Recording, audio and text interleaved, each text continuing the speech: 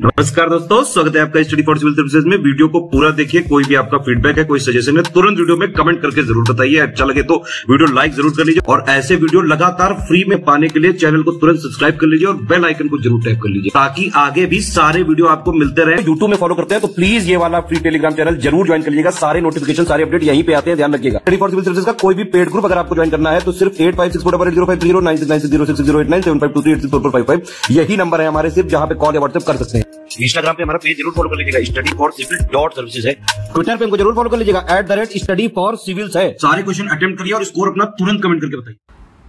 दोस्तों नमस्कार, study for civil services में आप सभी का स्वागत है। यूपीपीएससी पेड क्विज जो हम देख रहे हैं कंटिन्यू करेंगे आज के फर्स्ट क्वेश्चन के साथ। पिछले जितने भी वीडियोस होते जा रहे हैं प्लीज़ उसको फॉलो कीजिएगा। मोस्ट एक्सपेक्टेड क्वेश्चन यहाँ पे कवर करवा दिए जाते हैं, ठीक है। और हमारे इन पेड ग्रुप्स में यूपीपीएससी के अगर एडमिशन लेना चाहते हैं तो उसके लिए डिस्क्रिप्शन बॉक्स में कॉन्टैक्ट डिटेल्स हैं, वहाँ पे आप कॉन्टैक्ट करके पूरी इन्फॉर्मेशन ले सकते हैं, ठीक।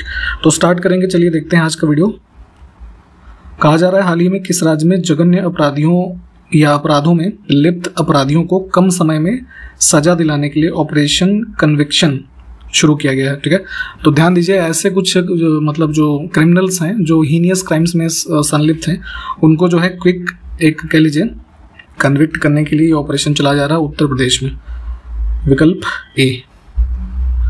हाल ही में प्रकाशित पुस्तक रॉ हिटमैन, इसको किसने लिखा है ये बताना है। तो हमारी जो ये एजेंसी है भारत की रॉ, उसी से संबंधित कुछ एक हिस्ट्री है रॉ हिटमैन बुक। इसके यहाँ पे लेखक का नाम है जो है एस हुसैन जैदी, ठीक है, ऑप्शन ए। हाल ही में चिखल कालो उत्सव किस राज्य में मनाया गया। तो फेस्टिवल का नाम देख लीजिएगा, एक प्रकार का ये मड फेस्टिवल है, ठीक है, जो कि आषाढ़ के महीने में हिंदू कैलेंडर देखें तो उसके करीब द्वादशी पे मनाया जाता है गोवा में। तमिलनाडु 5.37 बिलियन अमेरिकी डॉलर के निर्यात के साथ 2023 में भारत का शीर्ष इलेक्ट्रॉनिक निर्यातक बना है, ठीक है। इलेक्ट्रॉनिक्स जो कमोडिटीज़ हैं जितनी भी, उसके एक्सपोर्ट के मामले में जो तमिलनाडु है टॉप स्टेट है इंडिया में। सेकंड पे कौन है ये बताना है। तो सेकंड पे लगभग जो है अभी रिसेंट जो डेटा है उसी में यहाँ पे 5.37 तमिलनाडु है, 4.9 बिलियन जो है उत्तर प्रदेश का है सेकंड पोजीशन पे, ठीक है। और लगभग 4.5 बिलियन के आसपास है कर्नाटका, तो वो थर्ड पोजीशन पे है।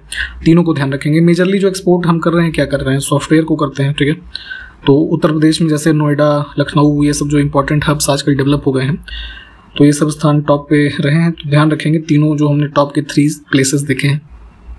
हाल ही में किस भारतीय खिलाड़ी को वार्षिक यूके इंडिया अवार्ड्स में global Indian icon of the year award से सम्मानित किया गया है।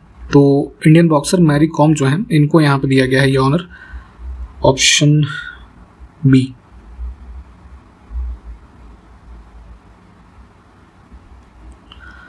हाल ही में केंद्र सरकार ने सॉलिसिटर जनरल के रूप में तुषार मेहता का कार्यकाल कितने साल के लिए बढ़ा दिया है। तो जैसे आपने हाईएस्ट लॉ ऑफिसर के बारे में पढ़ा होगा, जैसे इंडिया में अटॉर्नी जनरल ऑफ इंडिया, ठीक है, legal adviser to the government. तो जैसे आर वेंकटरमणी है ये, तो उसके बाद सेकंड हाईएस्ट लॉ ऑफिसर जो होता है वो सॉलिसिटर जनरल की पोस्ट होती है। तो इस पर जो है वर्तमान में तुषार मेहता जी कार्यरत हैं। तो इनका अभी रिसेंटली जो कार्यकाल है वो समाप्त हो रहा था, तो 3 साल का एक्सटेंशन दिया है कैबिनेट कमेटी ऑफ अपॉइंटमेंट ने, ठीक है। आपको जरा ये हमें बताना है कि क्या सॉलिसिटर जनरल जो है एक कॉन्स्टिट्यूशनल पोस्ट है या नहीं है, या किस प्रकार की पोस्ट है, जरा कॉमेंट करके बताइए। प्रजनन के प्रतिस्थापन स्तर तक पहुंचने के लिए जनसंख्या कुल प्रजनन दर क्या होनी चाहिए, TFR। तो बेसिकली जो जैसे मान लीजिए एक पेयर है, पति और पत्नी, तो इनको जो है फ्यूचर में रिप्लेस करने वाली जो जनसंख्या हो, ठीक है, तो उसके रूप में आप यहाँ पे टोटल फर्टिलिटी रेट का जो रेशियो है उसको समझ सकते हैं, ठीक। तो ये UN का पॉपुलेशन डिवीजन जो है वो बताता है कि 2.1% जो है ये होना चाहिए, परसेंट नहीं सॉरी, मतलब 2.1 होना चाहिए रिप्लेसमेंट, ये टोटल फर्टिलिटी रेट। नेक्स्ट है, निम्नलिखित में से किस आर्थिक सर्वेक्षण में पहली बार सतत विकास और जलवायु परिवर्तन का नवीन अध्याय जोड़ा गया था। तो इकोनॉमिक सर्वे जो प्रतिवर्ष आता है उसमें आप देखते हैं कि कुछ हर साल नया है ना, यूनिक देने की कोशिश की जाती है। जैसे अभी रिसेंटली देखेंगे तो लास्ट टू लास्ट ईयर जैसे एक थालीनॉमिक्स का कॉन्सेप्ट आया था कि एक थाली के प्राइस में जो चीज़ें कैसे अवेल की जा सकती हैं। तो उसी क्रम में सबसे पहली बार सस्टेनेबल डेवलपमेंट और क्लाइमेट चेंज के ऊपर एक चैप्टर जोड़ा गया जो है इसमें 2011-12 का जो हमारा इकोनॉमिक सर्वे था, ठीक। तो एज अ जीके का फैक्ट इसको याद रख सकते हैं। इसमें है राज्य और दर्रों का कौन सा युग्म सुमेलित नहीं है। तो माउंटेनियस पासेस इसमें जो स्टेट्स में पाए जाते हैं, तो उस क्रम में अगर हम देखें तो धूमधर कंडी जो सिक्किम लिखा है ये वाला गलत है। गंगोत्री रीजन उत्तराखंड में ये स्थित है ना। बाकी के विकल्प जो है यहाँ पे देख लीजिए। निम्नलिखित में से कौन सा रसायन कृत्रिम वर्षा में प्रयोग होता है आर्टिफिशियल रेनफॉल कराने के लिए। जैसे अभी देखेंगे तो क्या है, मानसून का सीजन है अब, तो प्राकृतिक रूप से हो रही है, परंतु मान लीजिए कभी आर्टिफिशियली रेन करानी हो तो ऐसी कंडीशन में एक प्रक्रिया होती है क्लाउड सीडिंग की, ठीक है। जहाँ पे बादलों की उस मतलब एलिवेशन पे स्थिति बादलों की होती है, वहाँ पे क्लाउड सीडिंग कराई जाती है। किन चीज़ों को यूज़ करके, सिल्वर आयोडाइड और पोटेशियम आयोडाइड यूज़ कर सकते हैं और ड्राई आइस, है ना, इन 3 चीज़ों का यूज़ किया जाता है। और होता क्या है कि आर्टिफिशियल वे में मॉइस्चर क्रिएट किया जाता है विद इन क्लाउड्स, जिससे बारिश कराई जा सके, ठीक है। तो इन तीनों चीज़ों को ध्यान रखेंगे। फिलहाल यहाँ पे सिर्फ एक का नाम लिखा था तो पहले को चुनेंगे। नेक्स्ट है संसदीय विशेषाधिकार से संबंधित अनुच्छेद कौन सा है। तो पार्लियामेंट के दोनों हाउसेस के जो मेंबर्स होते हैं उनके लिए कुछ विशेष प्रावधान किए गए हैं, जो है जैसे कुछ स्पेशल राइट्स हैं, इम्यूनिटीज़ हैं, एक्सेप्शंस हैं, है ना। तो जैसे कि एग्जांपल के तौर पे कि किसी भी हाउस में जैसे कोई स्टेटमेंट दिया गया है ना, तो वो सिविल जो है उसमें मतलब जो सिविल केसेस होते हैं उसके अंतर्गत वो नहीं आएगा, ठीक है। तो ऐसी कई तरह की चीज़ें हैं, तो इनके बारे में जो डिटेल ये प्रावधान है आर्टिकल 105 में है, पार्ट 5 में। नेक्स्ट है हल्दी जो आप खाने में यूज़ करते हैं उसमें पाया जाने वाला विशिष्ट रासायनिक संगठक क्या है। तो एक नेचुरल जो केमिकल इंग्रेडिएंट है जिसकी वजह से उसका कलर येलो होता है, ठीक है। तो ये होता है आपका करकुमिन। विकल्प कौन सा हो जाएगा, बी वाला। इसमें देखिए कौन से ग्रंथ कृष्णदेव राय के द्वारा लिखा गया है। तो जो है इसमें विजयनगर डायनेस्टी में आपने इनके बारे में पढ़ा होगा, कृष्णदेव राय। तो अमुक्त माल्यद, जाम्बुति कल्याणम और ये उषा परिणयम, ये 3 पुस्तकें जो हैं तो इनको लिखा गया था कृष्णदेव राय के द्वारा। ये अच्युत राय मुदम जो ये पुस्तक है, बेसिकली ये राजनाथ टू करके एक लेखक थे, उन्होंने इसको लिखा था। और ये विजयनगर के ही तुलुव रूलर थे अच्युत देव राय, ठीक है।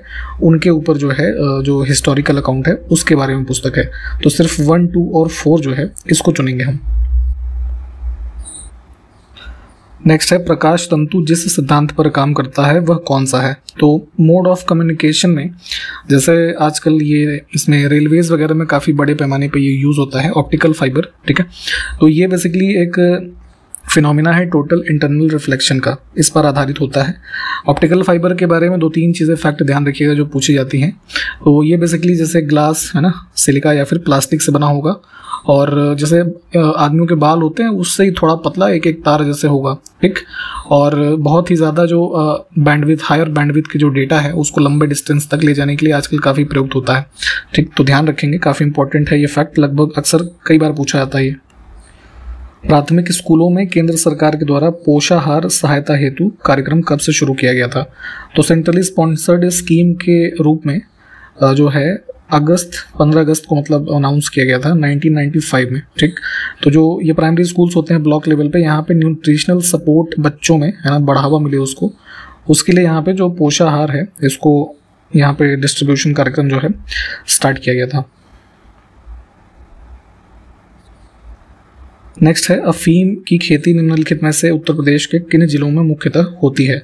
ओपियम जो है ना, ये देखेंगे ब्रिटिश टाइम पीरियड से कल्टीवेशन स्टार्ट हुआ, हालांकि आजकल जो होता है वो लाइसेंस्ड है, ठीक है। और उत्तर प्रदेश में देखेंगे तो मुख्य रूप से बाराबंकी और गाजीपुर, इन 2 जिलों में जो है इसका कल्टीवेशन किया जाता है। नेक्स्ट है कि ये the word beneath his feet, ये बुक का नाम है, किसकी जीवनी है। तो बायोग्राफी है ये पुलेला गोपीचंद की। कौन थे ये, जो है भारत के एक प्रोफेशनल बैडमिंटन प्लेयर रहे हैं ये, ठीक। नेक्स्ट है प्राक्कलन समिति संसद के किस सदन के सदस्यों से गठित की जाती है। तो एस्टिमेट कमेटी के बारे में हमने पहले भी बात की हुई है कि लार्जेस्ट कमेटी है पार्लियामेंट की जिसमें सिर्फ और सिर्फ लोकसभा के मेंबर्स चुने जाते हैं, ठीक है, 30।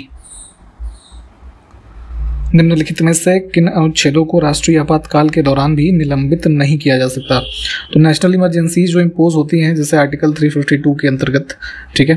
तो जैसे ये 2-3 बार इमरजेंसी लगी तो उसके बाद 44th अमेंडमेंट हुआ, तो तब के बाद से जो कोर्ट्स हैं उन्होंने भी एग्री किया है कि किसी भी स्थिति में, है ना, अगर इमरजेंसी लगती है तो किसी भी व्यक्ति की जो ये राइट टू लाइफ और पर्सनल लिबर्टी वाला कॉन्सेप्ट है, ये जो है इस आर्टिकल को सस्पेंड नहीं किया जा सकता। तो कौन कौन से अनुच्छेद हैं? 20 और 21। ठीक, इसको छोड़ के फंडामेंटल राइट में जितने भी आर्टिकल होते हैं 12 से लेकर के 35 के मध्य, ठीक है, इन दोनों को छोड़ करके उनको सस्पेंड किया जा सकता है ना, फॉर द टाइम बीइंग, जब तक इमरजेंसी जो है, नेशनल इमरजेंसी एग्जिस्टेंस में है। ठीक, इंडस वैली सिविलाइजेशन की जो सबसे महत्वपूर्ण नदी थी कौन सी है? तो जो भी साइट्स मेजरली आप देखते हैं किसके किनारे मिले हैं? सिंधु घाटी के। ठीक, इस वजह से इसका नाम भी जो आप पढ़ते हैं सिंधु घाटी सभ्यता। विश्व का सबसे ऊंचा रेडियो ट्रांसमीटर कहाँ पर स्थापित किया गया है? ठीक है, तो चूंकि आप जानते हैं रेडियो कम्युनिकेशन में क्या होता है, ट्रांसमिट करना होता है ना सिग्नल एक जगह से दूसरे जगह, तो उस रेफरेंस में काफ़ी एलिवेशन पे यहाँ पे इन चीज़ों को इंस्टॉल किया जाता है टावर्स के माध्यम से। तो लद्दाख के न्योमा में, है ना, लगभग जो है इसका एलिवेशन 4100 जो है मीटर से ज़्यादा का है, वहाँ पे ये इस्टेब्लिश है। लद्दाख को चुनेंगे हम। किस नदी को ऋग्वेद में सबसे पवित्र नदी माना गया है? तो जो ओल्डेस्ट वेद है ऋग्वेद, यहाँ से कई सारे फैक्ट जो है अक्सर एग्जाम्स में पूछे जाते हैं, तो एटलीस्ट चारों वेदों में ऋग्वेद के जो फैक्ट हैं वो आपको पता होने चाहिए। उसमें सबसे पवित्र नदी कहा गया है सरस्वती को। नेक्स्ट है महादई जल विवाद न्यायाधिकरण में कौन से राज्य शामिल हैं? तो देखिए, वाटर डिस्प्यूट्स के रेफरेंस में भारत में कई नदियों से संबंधित ट्राइब्यूनल्स बनाए गए हैं। एक प्रकार का कोर्ट होता है ये, जिसमें उस पर्टिकुलर इशू से संबंधित जो जजमेंट्स या कह लीजिए डिसीजन मेकिंग है, उसका इम्प्लीमेंटेशन है, वो सब कार्य इसके अंतर्गत होता है। तो महादाई वाटर डिस्प्यूट ट्राइब्यूनल में बेसिकली महादाई रिवर जो है उसके वाटर शेयरिंग के रेफरेंस में डिस्प्यूट है। किन राज्यों के मध्य? गोवा, कर्नाटक और महाराष्ट्र। ठीक, इसमें देखें कुछ इवेंट हैं और उनका वर्ष है, कौन सा पेयर इस रेफरेंस में सही नहीं है। तो कम्युनल अवार्ड जो है ये वाला गलत है ना, ये 16 अगस्त 1932 का है। ठीक, रैमजे मैकडोनल्ड जो ब्रिटिश प्राइम मिनिस्टर थे, ठीक है, उनके द्वारा अनाउंस है जो सेपरेट इलेक्टोरेट के रेफरेंस में था ये, तो ये वाला गलत था। बाकी के जो है 3 पेयर इनको देख लीजिए। ठीक है, मुस्लिम लीग और भारतीय राष्ट्रीय कांग्रेस के बीच राजनीतिक गतिरोध को दूर करने के लिए CR फार्मूला किसने तैयार किया था?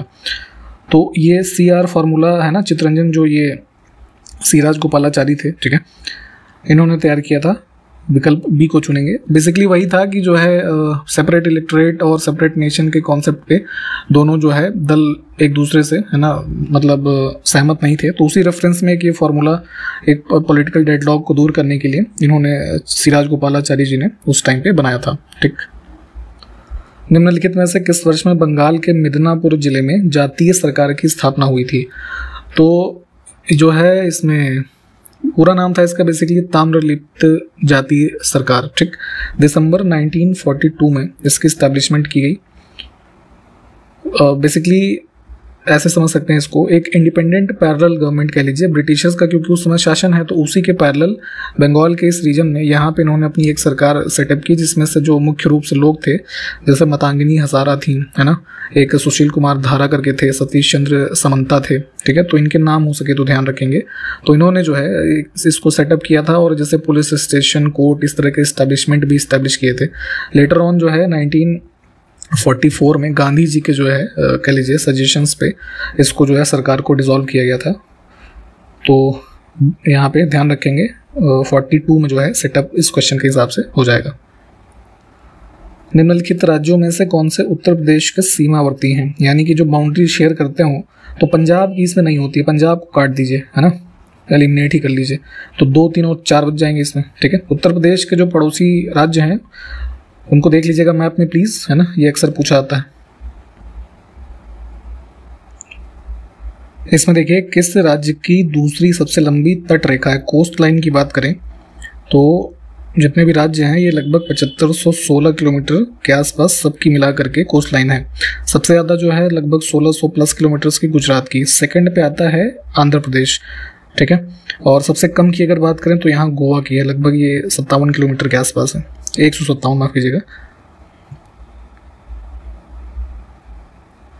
सेवन सिस्टर्स में कौन शामिल नहीं है? तो हमारे नॉर्थ ईस्ट के जो भी स्टेट्स हैं, सिक्किम को छोड़ करके जो देखेंगे बाकी उनको यहाँ पे रेफर किया जाता है, तो सिक्किम आउट हो जाएगा इसमें। भारत के किस प्रदेश की सीमाएं 3 देश क्रमशः नेपाल, भूटान एवं चाइना से लगती हैं? तो ये चिकन नेक का जो एरिया है सिक्किम का, इधर क्या है? नेपाल, ऊपर में चाइना और इस साइड में भूटान। हाल ही में किस देश की सरकार ने दुनिया की पहली इलेक्ट्रिक फ्लाइंग कार जिसका नाम है LF मॉडल A, इसको मंजूरी दी है? तो यहाँ पे फ्लाइंग कार का कॉन्सेप्ट जो ये है अप्रूव किया गया है US में। अभी रिसेंटली हमारे जो ये गोल्ड मेडल के विनर रहे ओलंपिक में नीरज चोपड़ा, तो जेवलिन थ्रो हुआ लुसाने डायमंड लीग, उसमें कितने मीटर के सर्वश्रेष्ठ थ्रो के साथ इन्होंने फिर से गोल्ड मेडल यहाँ पे जीता है? तो 87.66, ऑप्शन C। बच्चों पर सशस्त्र संघर्ष के प्रभाव से जुड़ी हुई संयुक्त राष्ट्र की रिपोर्ट से किस देश का नाम हटाया गया अभी हाल ही में? तो जो आर्म्ड कॉन्फ्लिक्ट होते हैं देशों के मध्य या देश के अंदर ही, तो उसका बच्चों पे कितना बुरा इफेक्ट पड़ता है ये आप सभी जानते होंगे। उसी क्रम में जो इनकी रिपोर्ट है इसमें से इंडिया का नाम हटाया गया है, ठीक है, जो कि ये प्रदर्शित करता है कि इंडिया में जो मेजरमेंट्स हैं, कह लीजिए जो मीजर्स लिए जा रहे हैं बच्चों के प्रोटेक्शन से संबंधित, उनको बढ़ावा मिला है। नेक्स्ट है, हाल ही में भारत की पहली पुलिस ड्रोन यूनिट किस शहर में शुरू की गई है? ठीक है, ड्रोन्स वगैरह को काफ़ी आजकल यूज़ किया जा रहा है प्रोटेक्शन ऑफ जो कह लीजिए सोसाइटी है, जैसे सर्विलांस वगैरह के लिए भी काफ़ी यूज़ कर रहे हैं। तो उसी क्रम में ये यूनिट स्टार्ट की है ये चेन्नई की पुलिस ने। जून 2023 में केंद्रीय कैबिनेट ने PM प्रणाम योजना को मंजूरी दी। इस योजना का उद्देश्य आपको बताना है, तो यूनियन बजट जो 2023-24 का आया उसमें अनाउंस किया गया था इस स्कीम को। फुल फॉर्म इसका होता है बेसिकली प्रधानमंत्री प्रोग्राम फॉर ये restoration awareness nourishment amelioration of mother earth, ठीक है। तो अभी रिसेंटली इसको कैबिनेट ने अप्रूव किया है और इसका मुख्य रूप से उद्देश्य क्या है? जो अल्टरनेटिव फर्टिलाइजर्स को प्रमोट किया जाए स्टेट्स के मध्य, और जो ऐसे कुछ इनोवेटिव मीजर्स अपना रहे हैं ऐसे स्टेट्स, उनको इंसेंटिवाइज किया जाए इस स्कीम के माध्यम से। हाल ही में किस सार्वजनिक उपक्रम ने अधिकृत आर्थिक परिचालक, यहाँ पे ऑथराइज्ड इकोनॉमिक ऑपरेटर T3, इसका दर्जा प्राप्त किया है? तो यहाँ पे जो ये है gas authority of India limited, GAIL, ठीक है, इन्होंने ये प्राप्त किया सर्टिफिकेशन। बेसिकली जो हमारा ये है central board of indirect taxes, उन्होंने ग्रांट किया है। ये AEO जो एक प्रोग्राम है, ये जैसे एडमिनिस्टर किया जाता है एक वर्ल्ड कस्टम्स बॉडी, ये सॉरी वर्ल्ड कस्टम्स ऑर्गेनाइजेशन के द्वारा, ठीक है, जिसमें मुख्य रूप से जो सप्लाई चेन में है ना ऐसे संस्थान जो सिक्योरिटी वाइज है ना और ईज़ ऑफ डूइंग बिजनेस, इन सब चीज़ों में सबसे बेहतरीन काम कर रहे हैं, तो उसके रेफरेंस में यहाँ पे ये जो है इसको स्टेटस ग्रांट किया जाता है। तो उसी क्रम में भारत की जो गेल कंपनी है इसको ये दर्जा यहाँ पे प्राप्त हुआ है। नेक्स्ट है कि लैब ग्रोन मीट को मंजूरी देने वाला दुनिया का दूसरा देश कौन सा बन गया है? काफ़ी इंपॉर्टेंट फैक्ट है। बेसिकली ये कंफ्यूज मत होइएगा कि ये मतलब जो है वेजिटेबल वाला मीट होगा, ऐसा कुछ नहीं है। एनिमल सेल्स को यूज़ करके ही ये मतलब लैब्स के अंदर कुछ मीट को है ना ग्रो किया जाने का कॉन्सेप्ट होता है ये। तो सबसे पहले इसको अप्रूव किया था सिंगापुर ने, और अभी रिसेंटली जो है US ने किया है, ठीक। तो ये 2 ही देश हैं दुनिया में, तो दोनों का नाम ध्यान रखना है।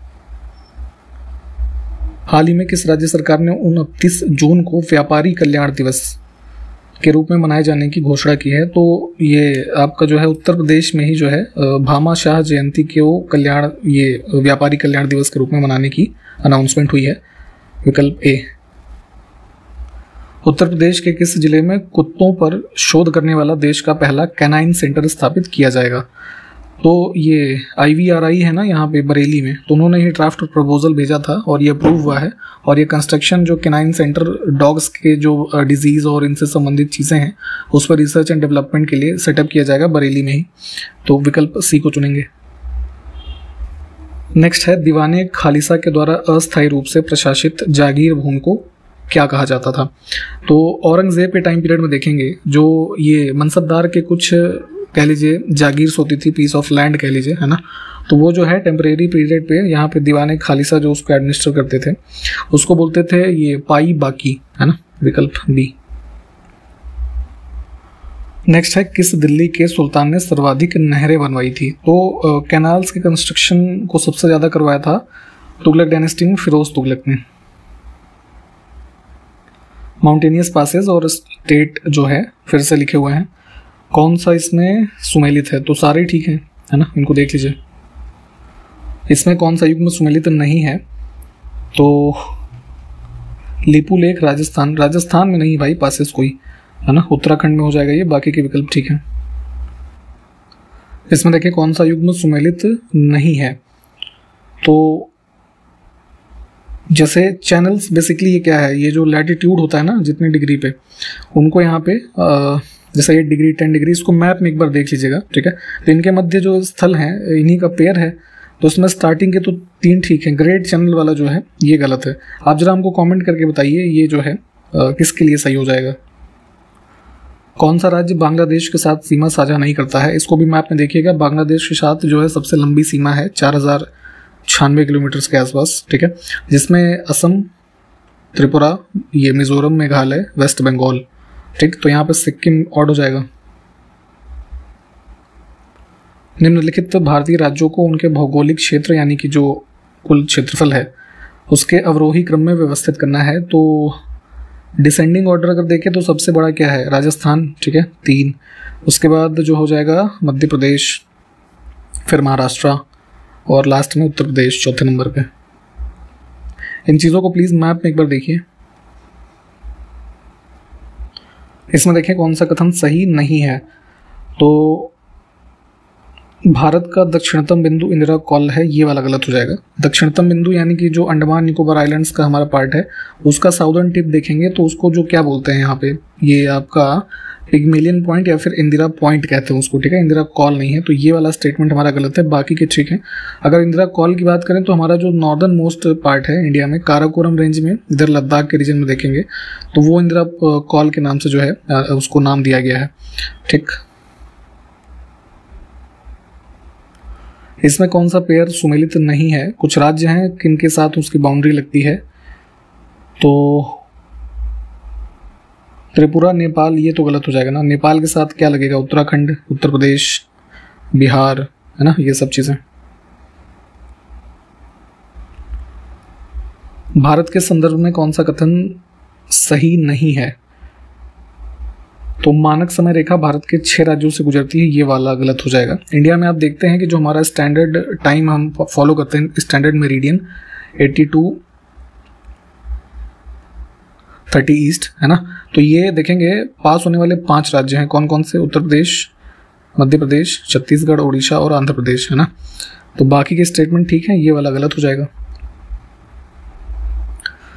ठीक। यहाँ पे समाप्त करते हैं इस वीडियो को। प्लीज़ सारे क्वेश्चन मैप वाले तो एटलीस्ट देखिए उसको मैप में, और जो क्वेश्चन पूछा गया है उसको कमेंट करके बताइए। कंटिन्यू करते हैं अगले वीडियो में, तब तक के लिए नमस्कार, जय हिंद।